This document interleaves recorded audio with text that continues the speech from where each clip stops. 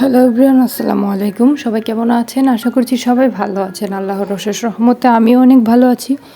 প্রতিদিনের মতো নতুন আরও একটি ভিডিও নিয়ে আমি আপনাদের মাঝে হাজির হয়ে গেলাম। আজকের ব্লগটি শুরু করছি সকাল থেকে। এখন প্রায় সকাল 6টা বাজে। তো ঘুম থেকে উঠে আমি ফ্রেশ হয়ে আমি কিচেনে চলে আসলাম। এসে আমি রুটি বেলার জন্য ডো তৈরি করে নিচ্ছি। পানিটা গরম হয়ে গিয়েছিল, এখন আমি আটাগুলো দিয়ে দিয়েছি।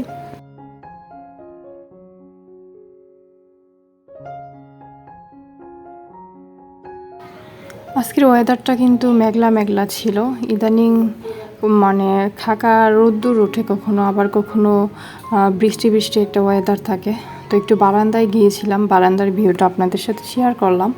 তারপর বাইরে থেকে কিছু জিনিস আনিয়েছি, 2টা লবণের প্যাকেট, তারপরে ভীম সাবান শেষ হয়ে গিয়েছিল, তো এগুলো নিয়ে এসেছিলাম। তারপরে আজকে সকালে রুটির সাথে থাকছে এই যে আলুগুলা দিয়ে ছুঁচা সহ ভাজি করব আর কি।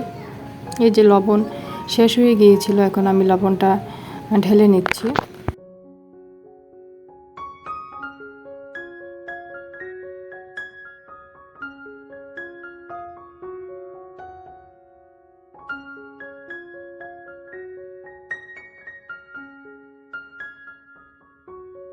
প্রতিদিন না রান্নাবান্না শুরু এবং শেষ হয়ে যাওয়ার পর আমি কিচেনটা মোছার চেষ্টা করি, টাইলসগুলো মুছে পরিষ্কার করার চেষ্টা করি। অধিকাংশ ভিডিওতে আপনারা দেখতে পেয়েছেন। এখন আমি রুটি বেলে নিয়েছি, এরপরে এটা আমি মুছে তারপরে দুপুরে রান্নাবান্নার জন্য চলে আসলাম। আর বাকি কিছু আপনাদের কাছে সাথে তুলে ধরতে পারলাম না।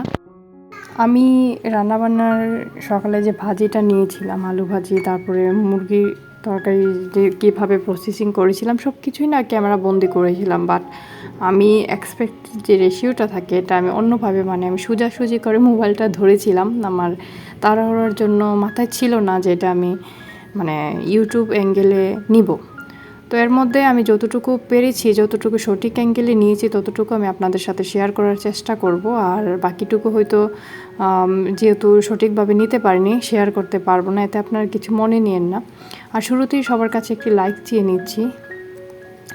আমার ভিডিওটিতে একটি লাইক দিয়ে পুরো ভিডিওটি কন্টিনিউ করবেন। আর আমার চ্যানেলে যারা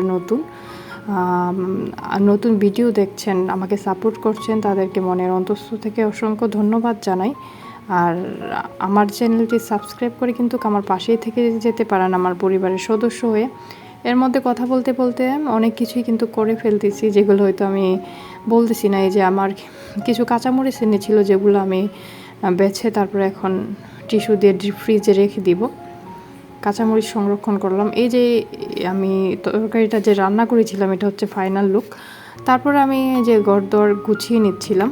অনেক কাজই কিন্তু করি, সব কিছু তো আর ক্যামেরাবন্দি করা পসিবল না, আর বা সব সময় করা হয়ে ওঠে না। আর আমি যেহেতু দিনের বেলা ভয়েস ওভার দিই বা খুব তাড়াহুড়া করে সব কিছু করতে হয়, এতে কিন্তু আমার কথা এবং সব কিছুই কিন্তু ভুল হয়। ঠিক আছে, সবাই কিন্তু অনুগ্রহ করে একটু ক্ষমার দৃষ্টিতে দেখ।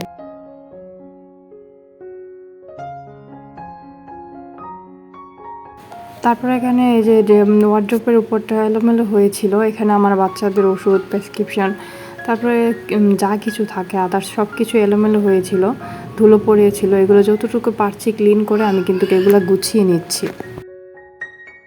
গত ভিডিওতে আমি আপনাদের সাথে শেয়ার করেছিলাম আমি বেডশিটগুলো ধুয়ে দিয়েছিলাম। তো ধুয়ে অন্য একটা বেডশিট আপাতত বিছিয়েছিলাম, এটা এখন উঠিয়ে আমি একটা নতুন বেডশিট বিছিয়ে নিয়েছি।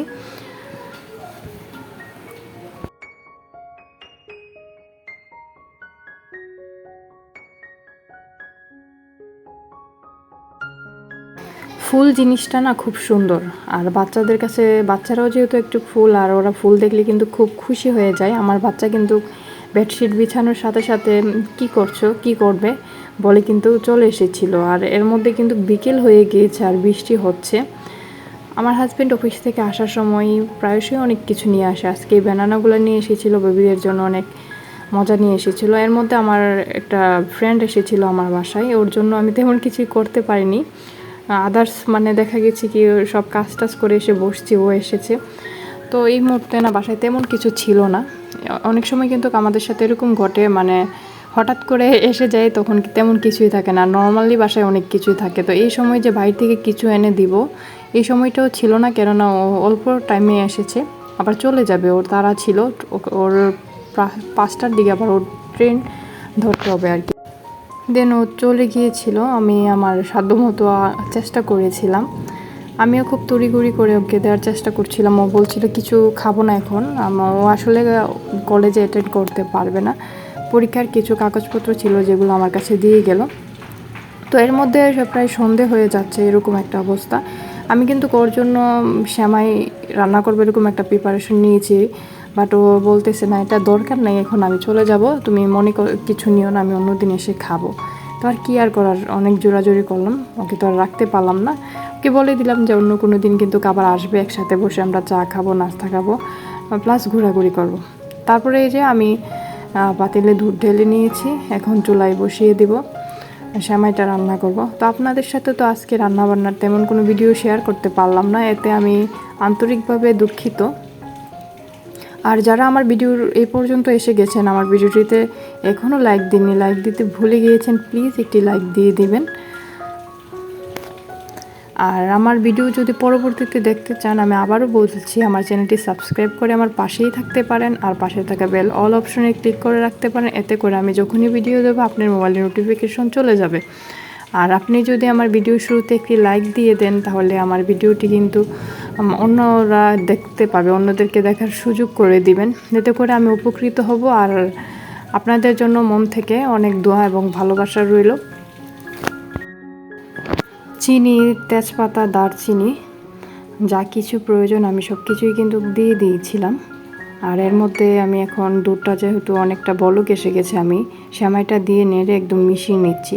আর আমি সেমাইটা কিন্তু বেশি পাতলা করব না, ঘন করে করব, আমার বাচ্চারা কিন্তু ঘন খেতেই বেশি পছন্দ করে। এর মধ্যে কিন্তু আমার সেমাইটা হয়ে গিয়েছে, আমি এখন সার্ভ করে নিচ্ছি। আর আজকের ভিডিওটা আর লং করছি না, আজকের ভিডিওটি এই পর্যন্তই। সবাই ভালো থাকবেন, সুস্থ থাকবেন, দেখা হবে নতুন কোনো ভিডিওতে, কথা হবে নতুন কোনো ভিডিওতে। আজকের ভিডিওটি এই পর্যন্তই, আল্লাহ হাফেজ।